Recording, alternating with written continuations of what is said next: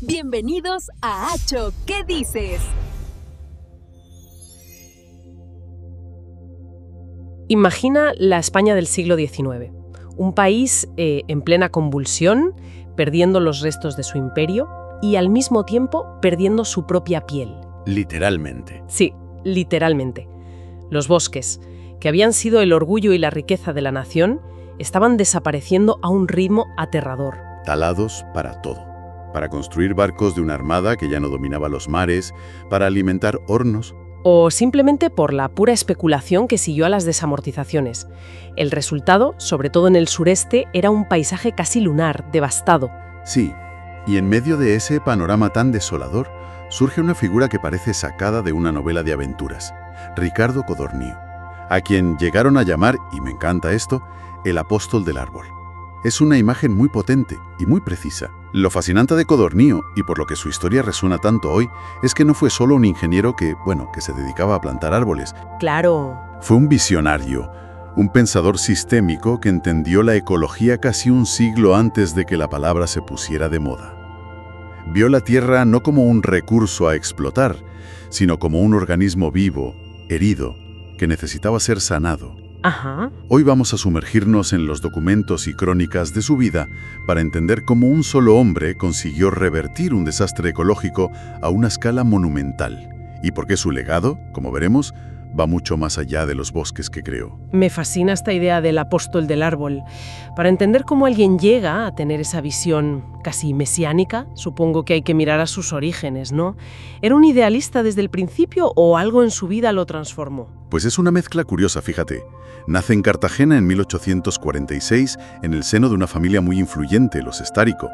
Su abuelo era una figura política importante, un terrateniente. O sea que lo tenía todo de cara para dedicarse a la política, a los negocios, lo típico de la élite de la época. Exacto.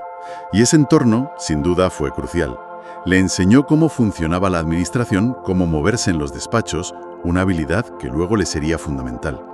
Pero su vocación era otra. Ajá. Desde niño mostró una fascinación por la naturaleza que iba más allá.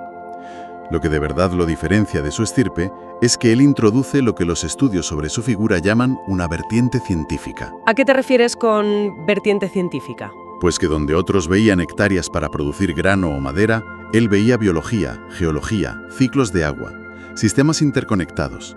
Veía, por así decirlo, el software de la naturaleza, no solo el hardware. Entiendo. Y esa vocación es la que le lleva a la Escuela de Ingenieros de Montes. Hoy es una carrera universitaria más, pero ¿qué significaba ser ingeniero de montes en esa España? ¿Era una profesión de prestigio? Era mucho más que eso. Significaba formar parte de un cuerpo de élite con una misión casi patriótica. Una reconquista, dices. Sí, se veían a sí mismos como los encargados de la reconquista forestal de España. El país estaba, como decías al principio, literalmente desollado, y ellos eran los cirujanos encargados de devolverle la piel. Vaya, su formación era increíblemente completa. Botánica, hidrología, geología, matemáticas, derecho. Eran auténticos polímatas del territorio. Codorníu absorbió todo ese conocimiento técnico, pero le añadió un ingrediente propio, un humanismo y un fervor que lo convirtieron en una figura única. Entiendo el contexto. Tenemos a un hombre preparado, con conocimientos y con contactos. Pero de la teoría a la práctica hay un mundo. ¿Dónde fue que aplicó todas estas ideas a una escala que incluso hoy nos deja boquiabiertas? En Sierra Espuña, en Murcia. Esa fue su gran obra, su catedral. Sierra Espuña. Cuando él llega allí, la describe en sus escritos con una expresión tremenda, un cadáver geológico. ¿Cadáver geológico? ¡Qué fuerte! Y no es una exageración poética. Era una montaña pelada, sin apenas un árbol, donde la roca asomaba por todas partes. Cada vez que llovía, el agua arrastraba la poca tierra que quedaba y provocaba riadas e inundaciones devastadoras en los valles. ¿Y cómo se había llegado a esa situación? Fue un proceso de siglos. Fue una tormenta perfecta de factores. La madera para los barcos de la Armada en Cartagena, el carboneo, la minería, el sobrepastoreo. Todo a la vez. Y la puntilla final, la desamortización de Mendizábal. Se privatizaron montes públicos que sus nuevos dueños talaron por completo para obtener un beneficio rápido, sin ninguna visión de futuro. Codorníu encontró una montaña moribunda. Vale, la montaña es un cadáver geológico. Mi primer instinto desde la ignorancia sería, no sé, tirar semillas por todas partes y esperar que algo agarre. Pero supongo que eso sería un fracaso absoluto. ¿Por dónde se empieza a resucitar un paisaje así? Ahí es donde reside su genialidad. Entendió que el problema no era solo biológico, sino físico. Antes de plantar vida, tenía que estabilizar el cuerpo herido de la montaña. ¿Curar las heridas primero? Exacto. Así que lo primero que hizo no fue plantar, sino construir. Dirigió la construcción de una red inmensa de más de 300 diques de mampostería en seco en los barrancos. ¿Diques? O sea, como pequeñas presas para frenar el agua. Eso es. Para frenar la velocidad del agua en las lluvias torrenciales, forzarla a depositar la tierra que arrastraba y permitir que se infiltrara en el subsuelo.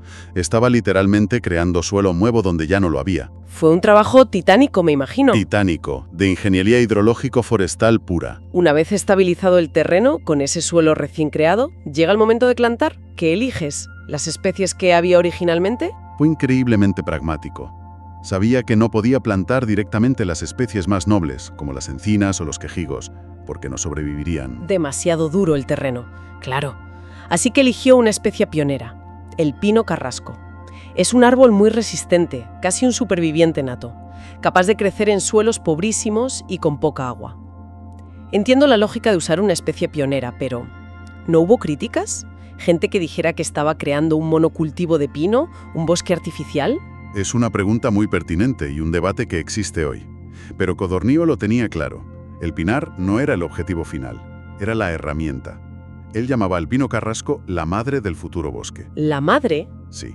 Sabía que esos pinos, una vez crecidos, crearían sombra, fijarían el suelo, atraerían humedad. Estaban creando las condiciones de guardería para que más tarde las encinas y otras especies pudieran prosperar bajo su protección. ¿Y funcionó? Y de hecho, hoy se puede ver en Sierra Espuña cómo el sotobosque mediterráneo está recolonizando de forma natural bajo la cubierta de aquel pinar. Tiene todo el sentido. Pero me imagino que habría zonas, riscos y paredes verticales donde era físicamente imposible que una persona llegara a plantar un árbol. Esas zonas se quedaron peladas. Y aquí es donde la historia de Codorníu entra en el terreno de la leyenda. Una leyenda que además es completamente cierta. A ver, para reforestar esos riscos inaccesibles, utilizó la tecnología más inesperada que se puede imaginar, la artillería. Espera, ¿cómo? ¿Me estás diciendo que usó cañones, armas de guerra para plantar árboles? Exactamente. Necesito un segundo para asimilar esto. La potencia poética de esa imagen es brutal. Disparar vida en lugar de muerte. Tal cual. Y no es un mito. Hay documentos que lo acreditan. Usó cañones y morteros ligeros de montaña, pero en lugar de cargarlos con metralla, los cargaban con una especie de proyectiles o bolas de arcilla y estiércol rellenas de semillas de pino. Increíble. Disparaban contra las cumbres, los proyectiles se rompían con el impacto y esparcían las semillas por las grietas. Las crónicas de la época lo describen gráficamente. Repobló lo insembrable a trabucazo limpio. A trabucazo limpio. Es una de las historias más alucinantes que he escuchado. Y la pregunta obvia es, ¿funcionó? ¿Cuál es el resultado de toda esta epopeya hoy? El resultado es el Parque Regional de Sierra Espuña que podemos visitar. Un bosque de más de 25.000 hectáreas. Vaya. Un lugar que era un desierto biológico y que ahora alberga más de 1.000 especies de plantas, 123 especies de aves, 38 de mamíferos. Pero el éxito no fue solo ecológico. También social. También social. El proyecto dio trabajo a cientos de jornaleros de los pueblos de alrededor durante décadas. Creó una cultura forestal, un orgullo para el monte, que sustituyó a la cultura puramente extractiva que lo había destruido. Claro, les dio una razón para proteger el bosque porque era su sustento. Justo eso. Resucitar una montaña parece la obra de una vida entera. Cuesta imaginar que tuviera energía para más.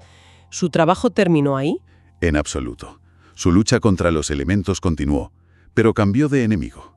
De la montaña y la erosión del agua, pasó a la costa y la erosión del viento. Otro desafío. Se enfrentó a otro monstruo, las dunas móviles de Guardamar del Segura, en Alicante. El pueblo estaba literalmente amenazado de ser sepultado. Un pueblo entero a punto de ser tragado por la arena. Suena a película. Y la solución fue similar a la de Sierra Espuña. El principio filosófico sí, pero la técnica fue diferente. Allí trabajó en equipo con otro ingeniero brillante, Francisco Mira. Y de nuevo, su solución no fue una obra muerta, como construir un gran muro de hormigón que la arena terminaría por superar. Sino una solución viva. Exacto. Una solución viva y flexible, en varias fases. Primero, levantaron barreras de cañizos para frenar el viento.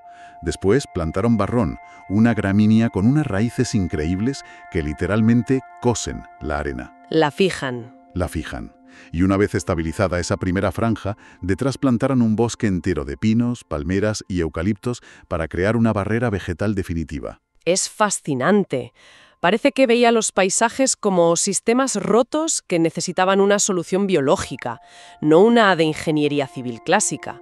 Esta mentalidad de buscar la armonía, de trabajar con la naturaleza, me pregunto si la aplicaba a otras áreas de su vida. Es la transición perfecta porque la respuesta es un rotundo sí, y nos lleva a la faceta más inesperada y, para mí, más reveladora de Ricardo Codorniu. A ver, sorpréndeme. Su pasión por el esperanto. El esperanto, el idioma artificial creado para ser una lengua universal. Vaya, esa es una conexión que jamás habría imaginado. ¿Era un simple pasatiempo? Para él no lo era en absoluto. Era la conclusión lógica de toda su filosofía de vida. ¿En qué sentido? Él veía la falta de comunicación entre los pueblos, los malentendidos, los nacionalismos, como una forma de erosión social. Erosión social. Sí, tan dañina para la humanidad como la erosión del suelo lo era para la tierra. Si la ciencia podía restaurar la armonía en un ecosistema, él creía que un lenguaje universal, lógico y neutral, podía ayudar a fomentar la fraternidad y restaurar la armonía en la sociedad humana. Es un concepto potentísimo. Y se implicó activamente en ello. Se convirtió en el padre del esperantismo en España. Fundó la Sociedad Española para la Propaganda del Esperanto y no solo eso, sino que creó y financió de su propio bolsillo varias revistas. ¿Revistas en esperanto? Sí. Una se llamaba Hispana Estelo, Estrella Española. Y aquí viene el detalle que lo une todo. Creó otra revista llamada Árbara Estelo, Estrella del Bosque. Estrella del Bosque. Dirigida específicamente a ingenieros de montes de todo el mundo, para promover el esperanto como la lengua técnica internacional de su profesión. Quería que los sanadores de la tierra de todos los países pudieran compartir sus conocimientos sin barreras. Es increíble. Tenemos a un hombre que resucita una montaña, que salva a un pueblo de ser engullido por la arena y que en su tiempo libre intenta arreglar la comunicación de la humanidad. ¿Cuál es el balance final de su legado? ¿Se le recuerda hoy? ¿Su legado es visible y tangible? Cualquiera que visite Sierra Espuña puede ver el centro de visitantes que lleva su nombre. En Murcia hay un monumento precioso del escultor José Planes, una niña abrazando una piedra de la que brotan ramas de pino. ¡Qué bonito! Es un símbolo perfecto de la gratitud de las generaciones futuras, ¿no? Totalmente.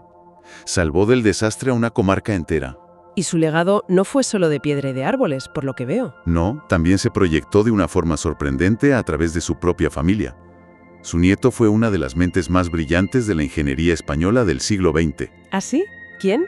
Juan de la Cierva, el inventor del autogiro, el precursor del helicóptero moderno. No me lo puedo creer. Pues sí. Se cuenta en la familia que fue el abuelo Ricardo, con su visión científica y su capacidad para pensar de forma no convencional, quien le impartió a su nieto su primera lección sobre aeronáutica. Sembró en él esa semilla de la innovación. La metáfora es casi perfecta. El hombre que dedicó su vida a arraigar los bosques a la tierra, inspiró al hombre que soñó con conquistar el aire. Entonces, ¿qué significa todo esto? La historia de Codorniu parece mucho más que una simple biografía interesante.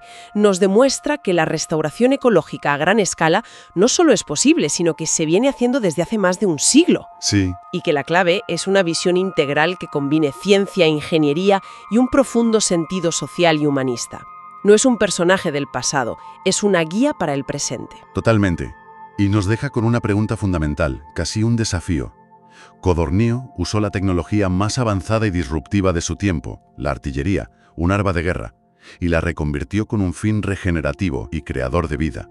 Ya veo por dónde vas. Si él estuviera vivo hoy, en plena emergencia climática y con la tecnología de la que disponemos, la inteligencia artificial, la biotecnología, la ingeniería genética, ¿qué herramienta de nuestro tiempo, quizá una que ahora consideremos disruptiva o incluso destructiva, se le ocurriría usar para sanar el planeta?